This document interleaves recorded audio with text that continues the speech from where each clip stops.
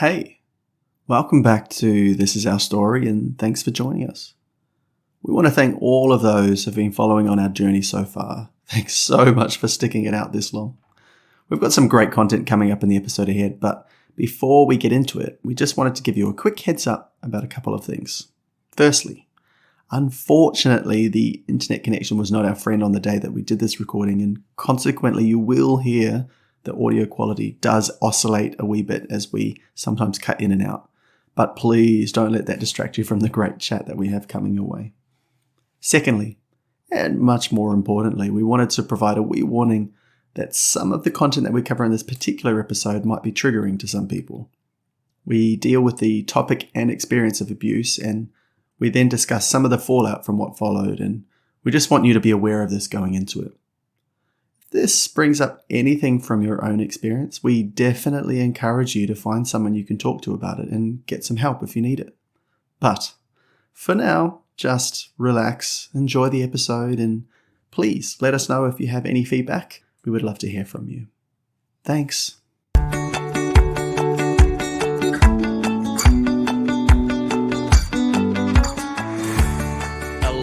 Hello, greetings one and all. Welcome back to This Is Our Story. You are with your host, Lee, Aaron, and the indomitable Briar. Sometimes affectionately and sometimes with fear, called the Hammer. Hammer Fist. After some very traumatic memories of mine with her propensity to kind of use all of her force behind a hammer punch. How's that for an intro? Hey, it's one of those things I will never forget, and neither will my thighs. I grew out of it. I did.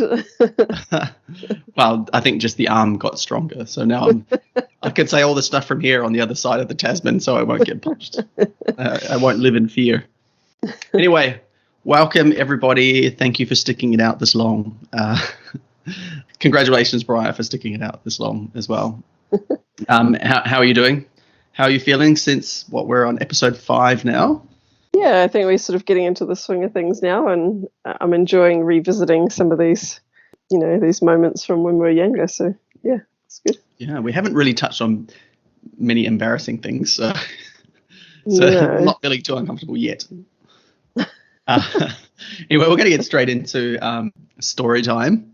And the theme of this week's Storytime segment is being naughty, which of course I know nothing about because I have always been an angel. I was definitely the pro at being naughty. Brian, you had a story that you wanted to share. This is actually one of the stories that is probably like, I think every family has this kind of like traditional lore, L-O-R-E lore. Those stories that they bring out at dinner parties and things. And this is one of the ones that Mum has never forgotten. Yeah, so I must have been quite young. And Mum used to, well, for as long as I could remember, really, Mum was always made homemade bread. And she used to spend ages on it, like several times a week, making loaves of bread. And she'd put it on the windowsill to rise. Or sometimes, like on a nice warm day, it would be outside on the sort of the railing. That was because we were in a 2-storied house. And I used to love eating the raw dough of this bread. And I was outside one day and I was picking at this bread and leaving holes behind. Just to be clear, like this is one of those things that you would get in trouble with constantly, right? We would always tell you off for this. It wasn't and the a only one-off. time you could get away with it, it was definitely not a one-off. And the only time that you could get away with it was when we'd come home after school and the bread was still there, sitting outside, resting or whatever you call it. Yes, so one of the many times I was trying to sneak bits of dough from the bread, but it was always so obvious because you'd have big pinch marks in the dough. Anyway, Very this artistic. one day, I don't know, I must have picked it too hard and the whole thing just tipped over and fell down below onto our gravel driveway. And I was panicking because I knew this meant like that I would be in trouble. So I quickly ran around down the stairs to go pick up this bread that now had gravel. There's like these tiny little stones. I remember this so vividly. There's those tiny little grey stones, right? Yeah. fucking all through this bread. But nobody knew, right? So I ran down and put it back where it was and sort of kneaded the dough a little bit to sort of cover up the stones. Next minute when it's been cut into, when it's been baked. Well, because it was baked, like Mum put it, because yeah, the whole thing with the bread, right? She comes home, now that it's been rising all day, she'll chuck it in the oven, bake it, and then it was like fresh bread. No one was none the wiser until it was Mum was cutting into it and it was like she's like, why is it so gritty, this bread? Like when she cut the slice off, there was stones all in it, and she was totally baffled as to why this loaf had stones in it. I can't remember if I admitted to it or what, but I think somehow they figured out that it had been me that had obviously been. Who else was it going to be? I was the only bread fiddler in the house. I preferred the cooked stuff. Yeah. And actually, this kind of is neatly segues into answering that question, which I brought up in the intro. Was, like, where did I get my love of bread? Bread was a very big part of our childhood. Actually, it was. We would have bread like multiple times, like homemade breads throughout the week. So good though. We're very spoiled. And then because that type of bread that Mum was making was made by hand, right? And so it was a bit more effort. But then we had a bread maker, which was probably one of God's gifts to man. I pray to the person who invented bread makers, because so it was just so amazing. We'd come home after school, right, and just smell the smell of fresh bread. Actually, there's even now when I smell fresh bread in the oven, it just takes me right back to that time. It's one of those real nostalgic things for me. And the loaves were never that big either, so we could literally demolish a loaf like after school between the two of us. Like, I would demolish a loaf. Yeah, like if you were lucky, you'd get a slice. Yeah. Mum would make fruit bread, and then by the time she got home, it was already gone. But that was a rare occasion, her making the fruit bread. Probably, I know, maybe raisins were more expensive to buy or something, I don't know. But on those days that we'd come home and it was raisin bread, we were so excited. We're like, yes, like hot raisin bread straight out of the bread maker was just so good. So good. Well, in terms of getting naughty, I very rarely had many occasions. I very rarely had occasions where I got in trouble for being naughty. Although that doesn't mean that I wasn't. It was that I was just smart enough not to get caught. and literally fast enough not to get caught. Because one of my favorite tricks was to rile you up just enough to get you to chase me and go crazy and then tell on you and then get you sent to your room. And of course, mum and dad would never believe you that it was my fault, because why would they? It would be like I would tease you and poke the bear, sometimes literally, yes, just enough. And then there'd be this, Karen! And then you would start chasing after me. And there's one particular moment which will live in infamy, and yet a little bit of pleasure on my part, because I don't know if you remember this, but there was a time where we lived in that house in Pakaraka and on Lubbock Road. You remember that place? Mm-hmm. And I went outside and I set up a tripwire. Yes, I do remember with this. a nylon tripwire. God knows how I thought up Cunning little shit. And then I went in and did the same routine and poked the bear just enough to make you mad to chase me. And I ran out. I jumped over the tripwire, and then, of course, you did not. And that sent you into a rage. And I was in delight / fear of the hammer fist coming after me. Because you knew it would come. I think I may have got in trouble for that one. But then there was that time when we were at the other house when you pushed me into the sink to annoy me, and I took off after you with my hairbrush, threw it at you across the kitchen. I didn't even mean to aim like for your head, but it hit you square in the mouth. That was just generally how you acted when you were mad. You were like an uncontrolled beast. and it made you lose your tooth, and Yeah, the it hit only me thing right in the mouth. yeah, Lost the the only tooth. thing holding it in was your braces. And And I just remember very clearly mum just grabbing it and just shoving it back in and like, yeah, ah! but it saved your tooth though, didn't it? But I remember feeling like instant regret because I knew straight away I was going to get in big trouble for that. So I was Well, like, you were laughing. no, I was You talking like, about? You were laughing at me. no, because then I was like, oh shit, like that was actually a lot worse than I thought. Because when you were like, it's like was kind of laughing because I thought you were taking the piss, but then I was like, oh shit, your tooth's actually It was fallen like out. blood everywhere, like pouring out. So I mean, yes, that was also, I pretty mean, much. like as kids go, though, we're pretty good. Although, I will say, I think both of us got in trouble quite a bit at school, but because the school at our school, as we would have talked about before, there was just being in like a church school environment. There were just so many rules, and it was Yeah, just so easy easy to to get in trouble. break. Yeah. Very easy to break. I remember getting loads of detentions. For most of the time, I don't even remember why, because No. they just were such insignificant things. But I'd spend like hours washing windows and Yeah.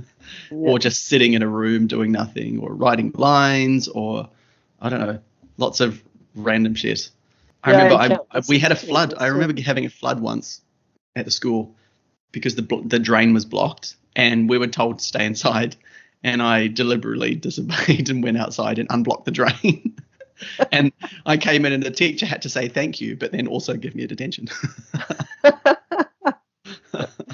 I swear sometimes when they just needed stuff done around the school/church, they would just hand out detentions willy-nilly. Not enough labor in the church. Church is No. too small.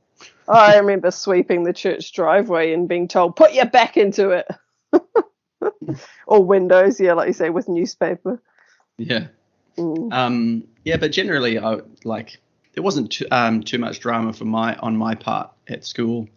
I was generally pretty good, and especially after a while, when I was the eldest person in the school by quite a long way, I just kind of people stopped really noticing me. I could just kind of almost do what I wanted. I was the oldest by like 2 years, I think. In the school we got down to about 30 students or something at that point. So yeah, no one was really checking in on me. Yeah, I mean, it was it was a very dull time for me. I didn't like it at all, but yeah. But I guess on the topic of school, we were going to segue into quite a change of pace because you wanted to share a story. It was quite a big part of your teenage story, school story. Yeah, I guess it was something that really stuck with me in a traumatic sense, actually. And it's something I'll never forget, but it was probably more so how it was dealt with that really was quite upsetting. And I can't remember how old I was. I would have been, I don't know, like old enough, 13 or something. And there was a newish, 14 or 15 maybe. yeah, I wasn't that young. There was a new family that had joined our school. And I think they'd moved up from, I don't know, another city. I think it was from Auckland or something. And we became quite good friends, myself and this other girl. And yeah, one time I was having a sleepover at their house and I was molested by this girl.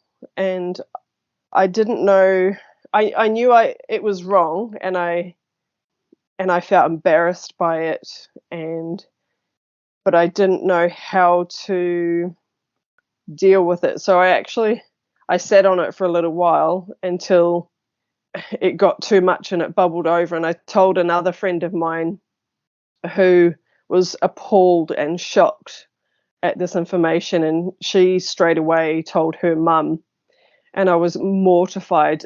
It was like private trauma. I didn't want to share it, and I was so upset at my friend and quite angry at the time that she had told her mum, who of course then told our parents. And from then it kind of gets a little bit blurry, but I know that the school didn't talk to me at all. This family basically got expelled, this girl and the whole family, because she had a brother. They had to leave the school, and I was never spoken to. I was never asked if I was okay. How did I feel? No sort of trauma counselling or anything of the sort. And even I don't really remember mum or dad checking in on me either. It just kind of became this dirty secret that I just had to deal with and move on and go back to school. And I remember feeling like, oh my God, everybody knows about this secret. And I'm so humiliated and so embarrassed. And yeah, I don't know if you remember anything from that time or whether you were told. I can't even remember. Yeah, I mean, I have also very vague memories of this because I remember the moment where mum and dad kind of called me into the lounge and you were there, and I remember you were crying and mum was crying. It was quite an emotionally heavy moment for the family, and that stuck with me because this is very unusual for our family. We're generally quite, I don't know if this is over the top, but we're a bit emotionally stagnant when we're all together. We don't generally let out a lot of emotions. Mum it comes from that traditional upbringing of pushing things down, and dad very rarely lets emotion take over. And we're just you would call us stable. We're all very stable emotionally, even though there's a lot of stuff going on beneath the surface. And so that's why that stuck with me, is that mum called me in, and she wanted to tell me that you've been abused. And that's the first time I heard her use that word, abused. So it was the thing that we had been named, but in my memories that are honestly quite vague, that's the last time we talked about it. See, it may have come up again, and I can't say that for some certainty, but for something that was so traumatic for you and then for us as a family unit, I would have. And I think if I was in the same situation, and I can't judge because it's a completely different, but from my viewpoint now, it's something that I would have wanted to work through over time and talk about it and kind of get some of those emotions out. And you're right, and I don't remember anything ever happening at the school, and no, it didn't. It was feature very on hush hush. And I mean, now that I've heard a lot of things that go on in church over the years, it's often the way that churches deal with scandal, and scandals of this type. It's just move it away. It's not deal with it, it's manage it. And it's really tragic. And I think, I don't know if you think that has had much of an effect on you, and I don't know, like, did that stay with you for very long? Because you didn't get a chance to talk to this girl again, right? No, she was literally just whisked away, and we were good friends up until that moment. And I don't think she had malicious intent behind it. It was just, she was a little bit older than me too, and I didn't want to be a part of it, and she just sort of kept pushing the idea. And I think she probably just was, I don't know, she thought she was being experimental or something, I don't know. But so it probably had a different feeling for her than it did for me, but I never saw her again. So that in itself was a bit of, trauma as well. Like, we were quite close. But I think what sort of more has stuck with me was that I wasn't helped through that time of need and emotion, and the adults in my life who were supposed to support and guide me through the good times and the bad, I didn't feel like they were there to support me through that time. And that's kind of what stuck with me. And it was like that about a lot of things, like you've mentioned before, in our family. Like, we just don't talk about difficult things. Like, I don't even remember that conversation in the lounge. Like, I've obviously blocked that out. But do you know who knew about it though? No. Like, did other adults in our lives know about it? Well, apart from my friend's parents. Pardon? So probably not. Yeah, and my obviously point being that other people in our lives at that stage, say youth leaders and people who were probably in a position to be some kind of mentor in that situation, if they had known about it, they might have been able to work through that. I imagine that the whole situation was probably a bit of an embarrassment to our parents as well. we don't talk about that stuff and we don't know how to talk about it. So they probably wouldn't have wanted to share that with too many people that needed to know, because both our parents, very private people, they would not have wanted to share that information. But I know for sure that the pastor knew. So there's potential that the youth pastor might have found out, and maybe some of the teachers. I'm not sure, but it was just very hush hush, and there was no support for me during that time at all, which was traumatic in itself, I think. Yeah. I mean, it's kind of strange talking about it now, because even you and I have not really talked through this particular thing. But this is what this podcast is about, right? On. It was just like a blip, a small blip. That's it, exactly.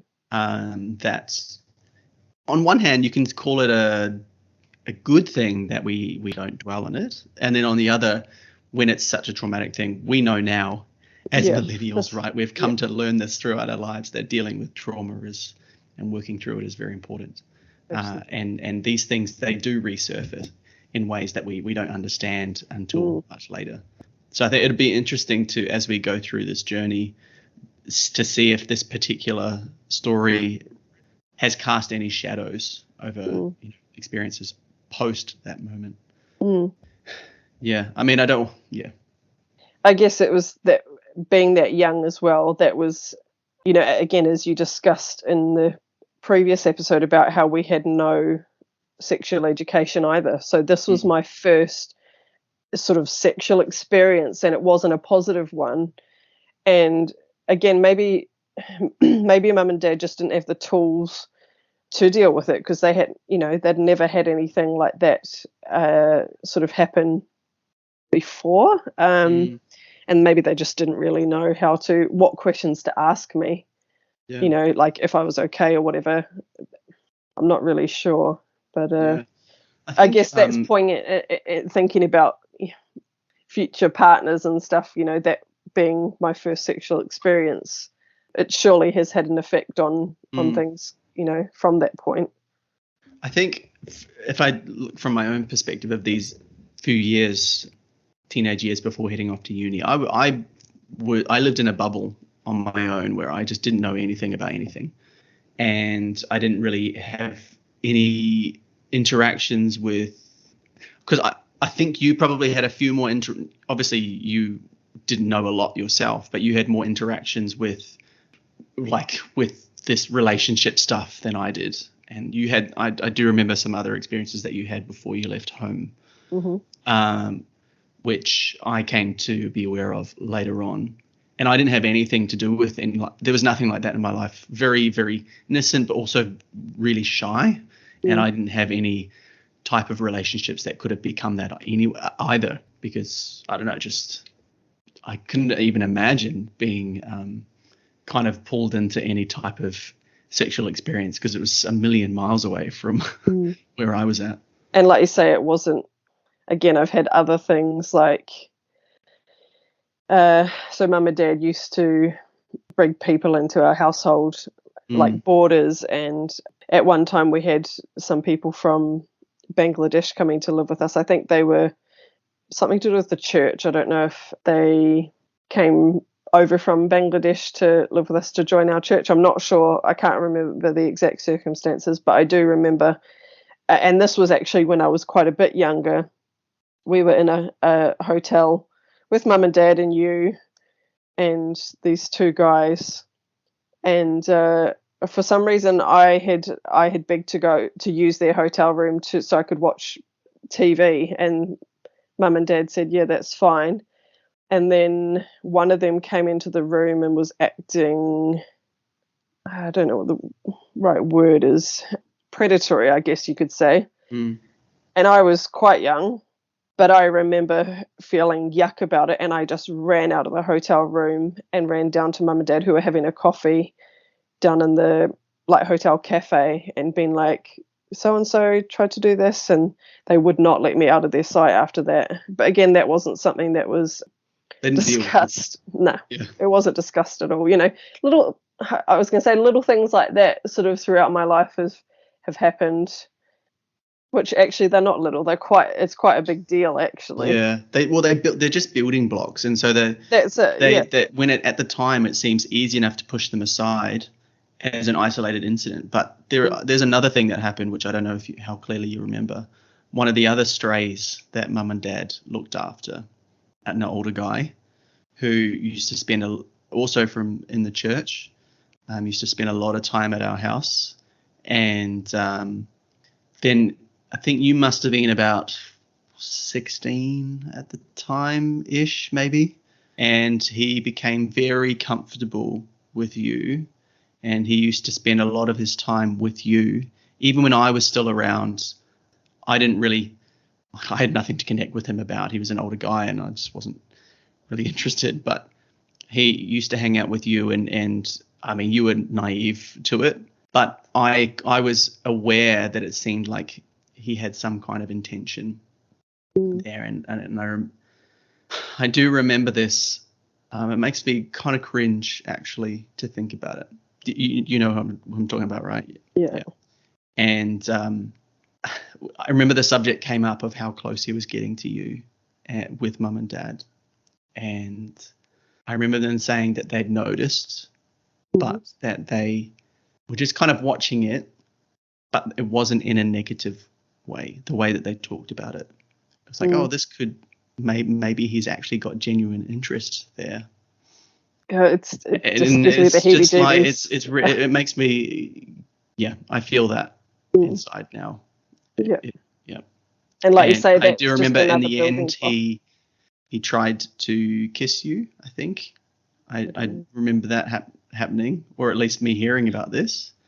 And I think they must have come to their senses then and said that wasn't okay anymore. And he didn't come back after that, I don't think. Well, Mum and Dad were quite naive too, I guess. Yeah, they were. But I mean, it's one of the things I love about them is that they believe the best in people. Yeah. To a fault.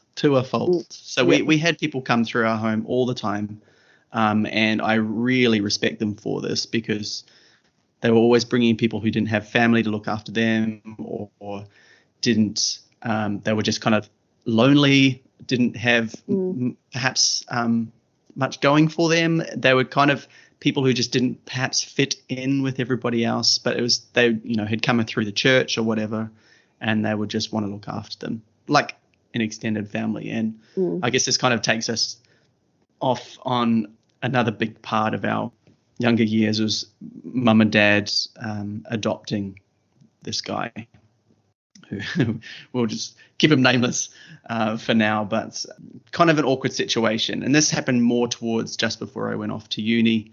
There was a guy, the same kind of classic situation where he didn't have any family in the area. He was a mutual friend of the other family that we were really close with, and he gradually was spending more and more time with us. And this is not a dark story, by the way. It doesn't really compare to the stories we've just talked about, but it's more of just an awkward situation. Spending more and more time with him. I mean, I like the guy's a nice guy, but I didn't really know him very well.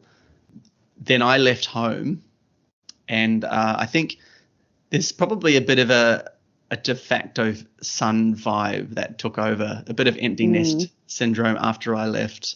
Mum and Dad, mostly Mum, to be honest, wanted another young guy to look after, and I'd always been a little bit resistant to being looked after anyway. I was quite independent even at that age, and this guy was there and he needed help. Well, I don't know if he needed help, but he definitely he needed some support. He needed a place to be. He was in his 20s though. He wasn't young. He just didn't have any family in New Zealand. So I think Mum just sort of took it upon herself to take him under her wing. Yeah, whether he wanted that or not. Yeah. And I've never talked with him about this to get his feeling on the matter, but I've always got the sense that whilst he was very appreciative of their support, he probably didn't need it as much as our parents thought he did. And he probably just continued that relationship kind of out of obligation. Yeah, they welcomed him in, and then when I was away at uni, all of a sudden, it just kind of became official that he was a son, an extra son. And like I'm talking about like in language and in every sense of the word, he became another member of the family.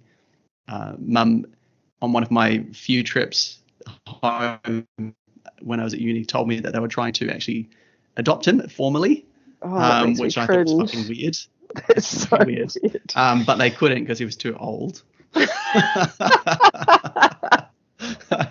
But she wanted me to know that for they wanted to treat him like a son. And I honestly just at this time I would never express my discontent at this time because I was just not me. It would have been very out of character for me to talk about how I was feeling, but I didn't know honestly how to cope with that. And it's not like I didn't feel threatened or anything. I don't know. It meant nothing to me on that level, but it just felt weird. It felt strange, especially because I didn't know him. And then I don't know how much longer it was after that, maybe a year or two or whatever. They'd even put him on the will as a beneficiary, and that was even stranger. It's a bit of a sting, though, to be honest. I think for me, even though I loved him like a brother too, like I spent a lot more time with him than you did, and he would come up in his uni holidays and Christmas time, and when we went camping, he was always around. So I probably spent more time with him because I was still at home. Did you know that they actually thought that you might end up together? What? Yeah, Mum mentioned that. Just goes to show how naive Mum and Dad were. He's 12 years older than me. I know, yeah. Oh my God. Mostly Mum. Just very naive about how these things develop. Well, that would have been extra weird if I did, because if they saw him as a son, then that just makes me cringe. But yeah, he became a big part of my life, and we talked all the time. Like, he lived in another city to where we were, but yeah, we became quite close. But even Mum and Dad, well, like you say, particularly Mum would talk about him a lot. Like, it just he sort of saturated every conversation. Yeah, and it's true. And even that for me felt a bit weird. It's like, no, Kieran and I are your kids. Like, he's a big part of our lives, but he is not biological family. Like, this makes me as your daughter feel weird and like I'm second best to this person that's just come into our lives. As much as I loved him like a brother too, we were very close, but yeah, it was still quite a weird, unusual scenario. Yeah. And he wasn't the only one that sort of was adopted into our family, but he was the most adopted. Yes.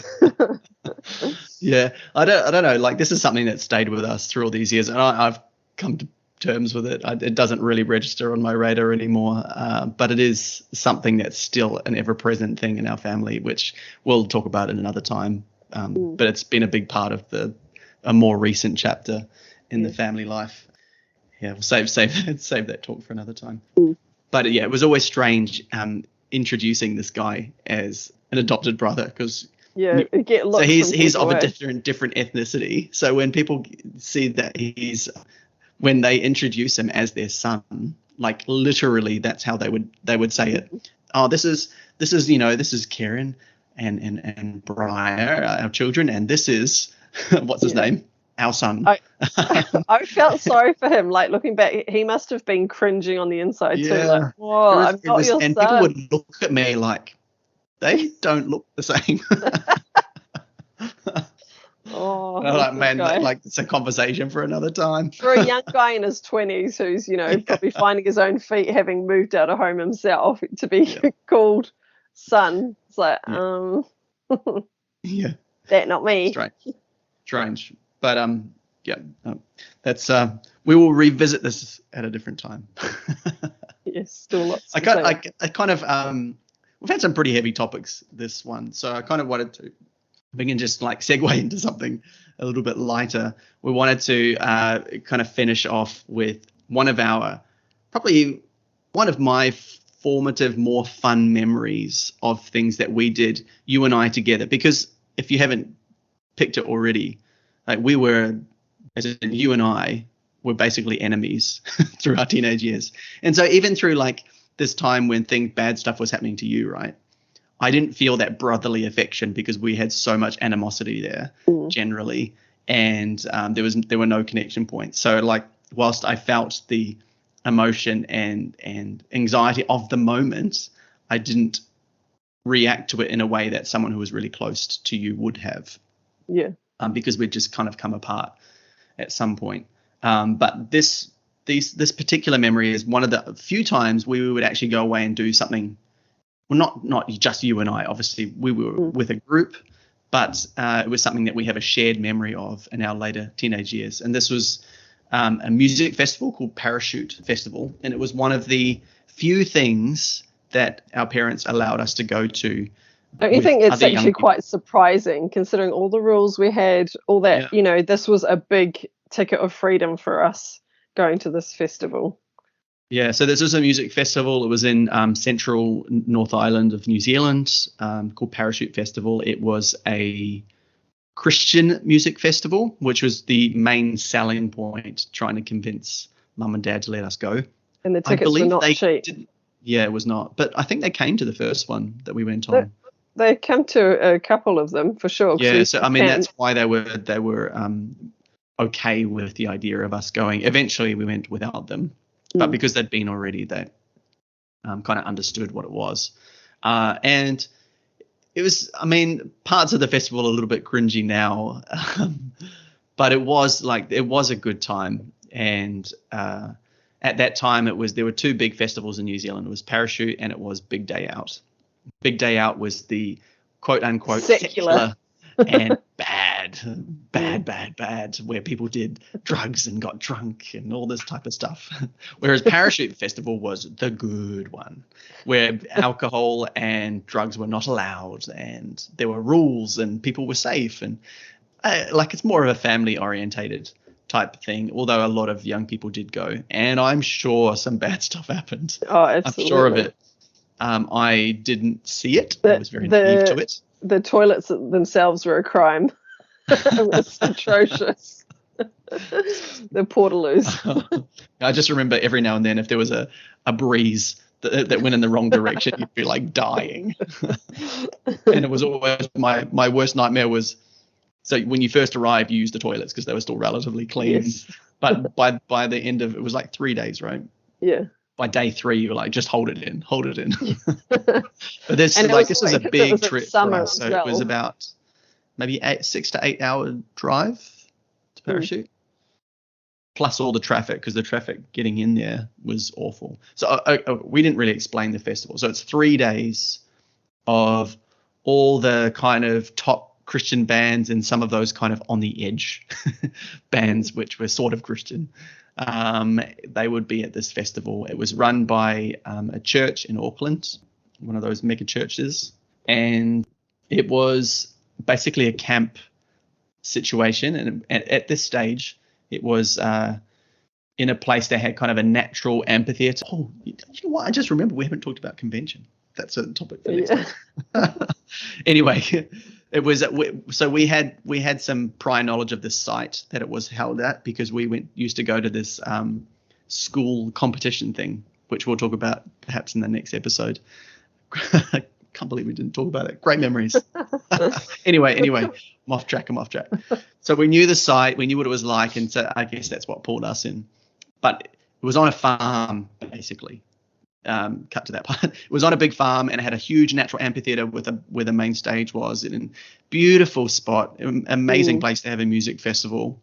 And it was, I don't know, multiple different stages, thousands of people, awesome experience. Summertime, yeah, quintessential New Zealand summertime, and camping, of course. So that was always an adventure. And you go there with all your friends, and we're just staying up late and hanging out with them, and then going to different music events. On our own without Mum and Dad tagging along. It was like we were living. It was a dream. It was a dream. Yeah. And I have some great memories of the festivals. I think we went to maybe three years in a row, maybe. The last one without Mum and Dad. And if I'm honest, like all the stuff that we could have potentially gotten up to, all of the shifty stuff, I didn't do anything. Like, No. We were probably too scared of being found out, or well, I just didn't even know. Like, We didn't- so you think about a lot of other people who, at that age, because this would have been like 15 for me, 15 to 17.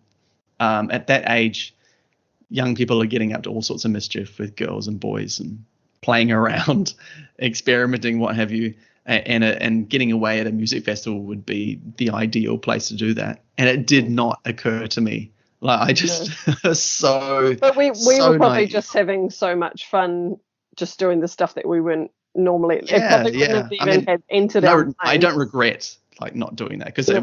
it really made the event what it was, because I was just totally focused on that, and it was just so good. Yeah. But that was I my have earliest memories of- experience of big live bands.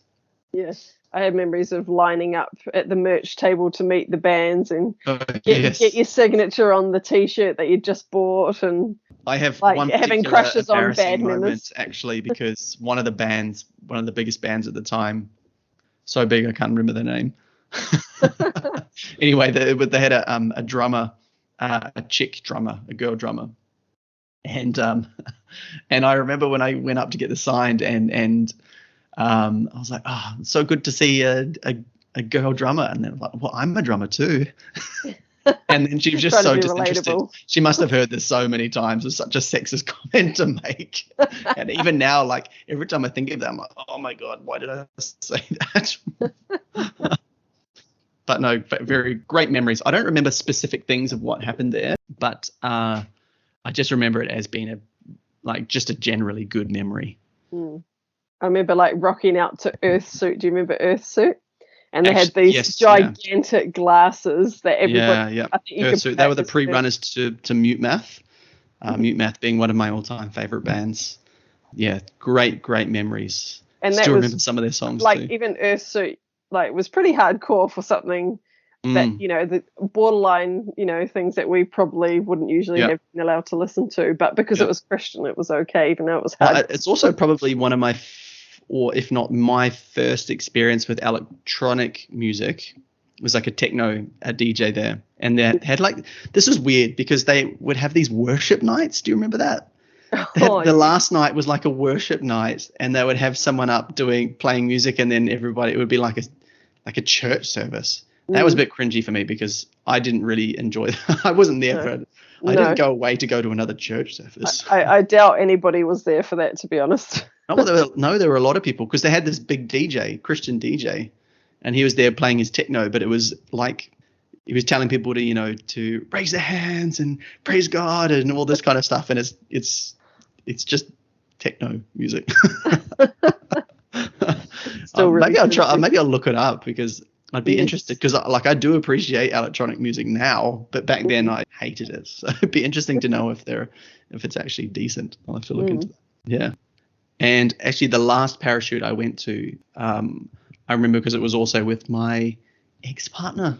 So that's something to talk about, to bring up in the next chapter. So I mean, I guess this episode really draws to a close the teenage years. Obviously, we can't necessarily cover everything, and other things may pop up as they get remembered. And this is the way that my memory works, right? We'll probably get 2 episodes in the future, and then I'll be all of a sudden remembering something that I should have talked about, which is fine. And I guess we'll go with it. We'll just roll with it. Yeah. But so our next episode, we're going to start getting into the leaving home years, the first years of uni, and I'm pretty sure I have this deja vu, because I'm pretty sure I said the same thing at the end of the last episode that we were going to talk about this stuff in this one, but obviously not. But I promise that will be the topic of the next episode. Any closing remarks, Briar? No, just hope you're enjoying hearing our stories so far, and hopefully it's not been too heavy, but I'm sure you've learned a little bit. Yeah. And, we're learning stuff about each other on this journey, so hope you guys are enjoying hearing about it. So yeah, thanks for joining us, and stick around, and we will see you again soon. Thank you. Haere rā. Ka kite.